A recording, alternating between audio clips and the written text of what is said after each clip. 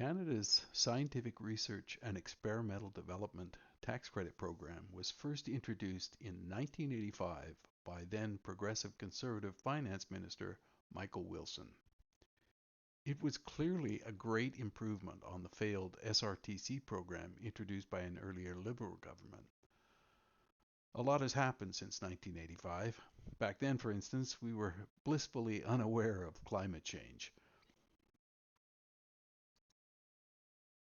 There have been many changes in the program since 1985. However, at least in terms of eligibility, not much has changed. Originally, the underlying legislation with respect to eligibility was contained in Regulation 2900 of the Income Tax Act. In 1995, it was moved to Section 248 or subsection 248(1) of the Income Tax Act, ostensibly to make it less susceptible to the whim of governments who could no longer eliminate the program simply by order in council. However, the DNA in terms of eligibility was preserved when the definition emigrated to the Act itself. When the SR&ED program was first introduced, it appeared that the West had won the Cold War.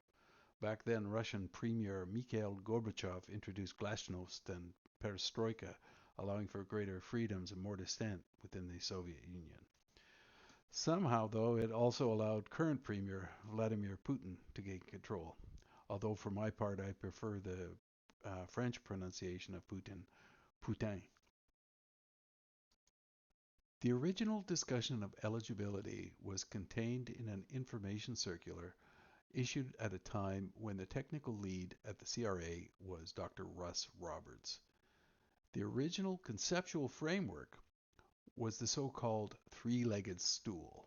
Each of the three legs, 1, technological advancement, 2, technological uncertainty, and 3, technical content, are described in the circular.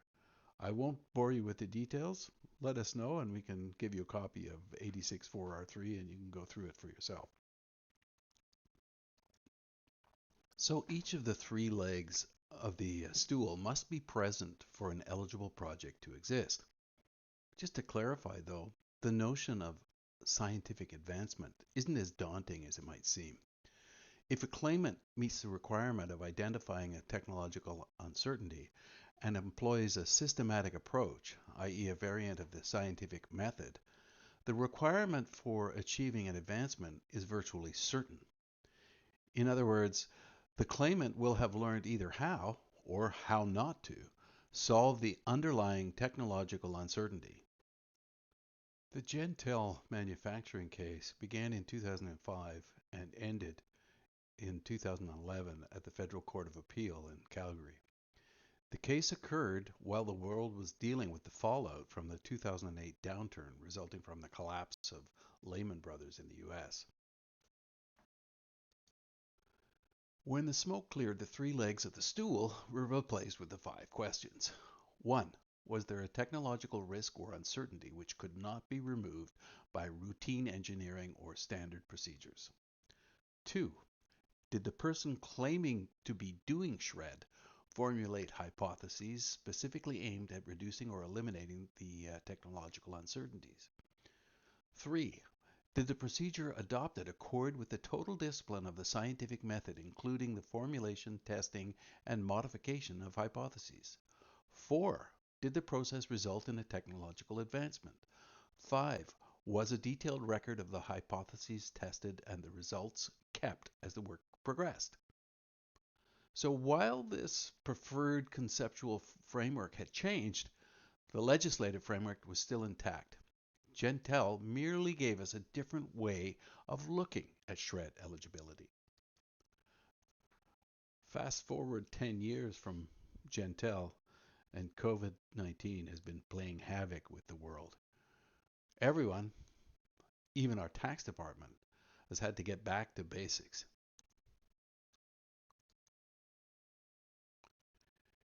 In August of 2021, the CRA's SR&ED group released a new guideline for determining SR&ED eligibility. There is a new simplified conceptual framework for determining eligibility, consisting of two questions. 1. How? 2. Why? How did you conduct your R&D? Why did you conduct it? But the legislation remains the same, and the determination is still just as subjective as ever. While the conceptual framework has apparently been simplified, the new framework fails to mention a third and very important question. What? What kind of work is being done, and where does it begin? And, just as important, where does it end? My own career in accounting has intersected with and run parallel to Canada's SR&ED program. I joined the Canada Revenue Agency in 1985 and when it was still called Revenue Canada. That was the year that the Progressive Conservative government under Finance Minister Michael Wilson introduced the program. By 1987, I had begun working in the fledgling SR&ED group in Victoria, BC. In 2008, not long before the Gentile decision, I delivered a paper to a convention put on by the Canada Tax Foundation in Winnipeg while I was working with PricewaterhouseCoopers in the Vancouver office. The legislation itself resides in 3 sections. Section 37, which defines expenditures and allows for deductions. Section 127, which quantifies the eligible tax credit and shows how it may be claimed. And Section 248, which contains the definition of what qualifies. Of course, this is a massive oversimplification. Reading these sections is kind of like reading computer source code. There are large numbers of if, then, else statements and hyperlinks to other sections of the Act. In this video, I didn't try to bore you with an excruciating journey through the relevant clauses, paragraphs, or subparagraphs of the Income Tax Act. What I did do was take you through the changes in the way eligibility has been broadly interpreted and explained by the courts and by the CRA itself.